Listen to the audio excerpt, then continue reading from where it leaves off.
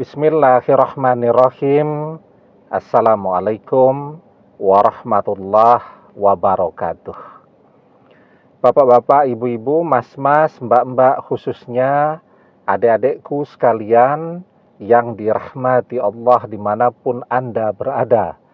Kembali di IIP Channel bersama saya, IIP Wijayanto. Kali ini kita akan membahas tema mantan yang kena kutukan dari dua arah. Nah, jadi ini belum pernah nih kita bahas ya. Biasanya mantan kena kutukan dari satu arah, dari kita saja. Tetapi ternyata tidak sedikit mantan-mantan itu yang selain mendapatkan kutukan dari orang yang sudah dia khianati. Misalnya bareng kita nih.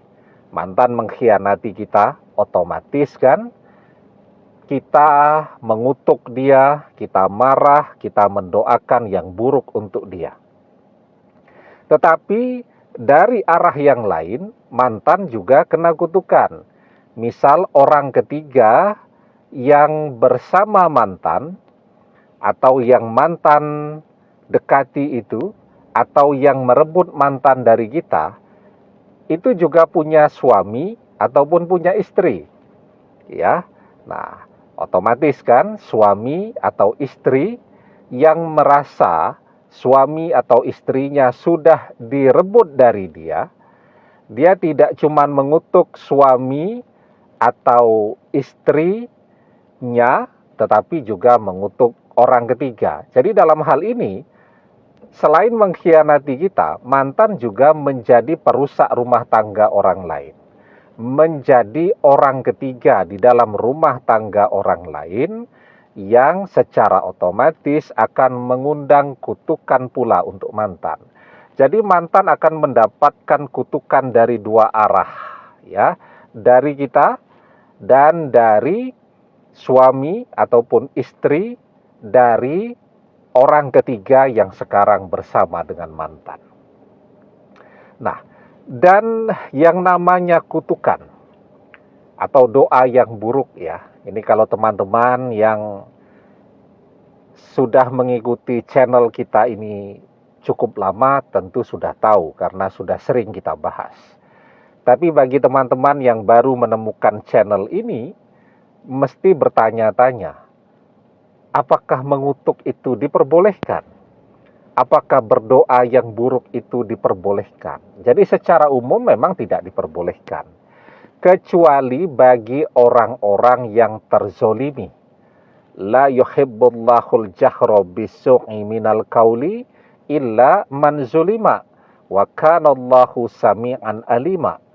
Allah tidak menyukai ucapan buruk dengan terus terang.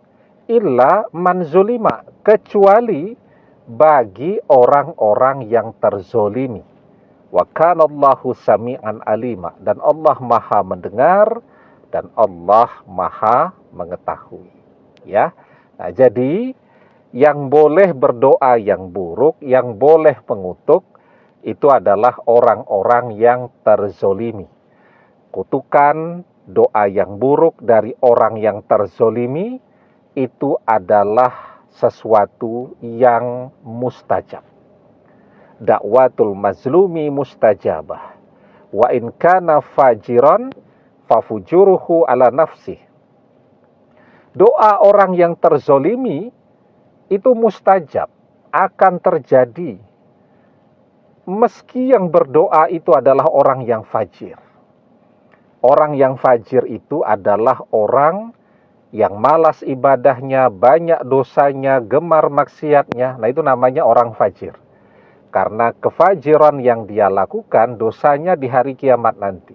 Tetapi ketika dia terzolimi di dunia, maka doanya menjadi mustajab, kejadian untuk orang yang telah menzoliminya.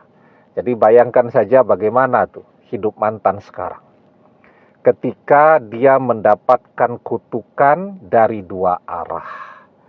Itulah yang kemudian akan membuat dia menjadi sengsara, menjadi menderita, menjadi susah, apapun yang dia kerjakan kemudian tidak akan mendatangkan hasil, baru dapat pekerjaan, baru membayangkan dapat honor ataupun dapat uang, tapi uangnya belum diterima, harus keluar dulu, ya.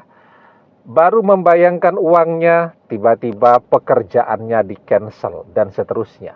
Padahal dulu mantan tidak pernah merasakan hal-hal seperti itu. Bahkan kita tahu persis mantan itu dompetnya bahkan sulit untuk ditekuk. Karena duitnya banyak, proyeknya banyak, pekerjaannya banyak. Sehingga uang masuk terus, sampai dompetnya sulit untuk ditekuk. Sekarang bahkan untuk beli kuota internet saja harus ngutang dulu, untuk beli makan bahkan mungkin juga harus berhutang dulu, dan seterusnya. Nah, jadi itulah yang akan terjadi pada kehidupan mantan, karena dia mengkhianati dan dia menjadi orang ketiga sekaligus, ya. Jadi semua kesusahan yang belum pernah dia alami, belum pernah dia rasakan, akan dia rasakan. Demikian, semoga bermanfaat. Wallahu a'lam bissawab, billahi taufik wal hidayah. Assalamualaikum warahmatullahi wabarakatuh.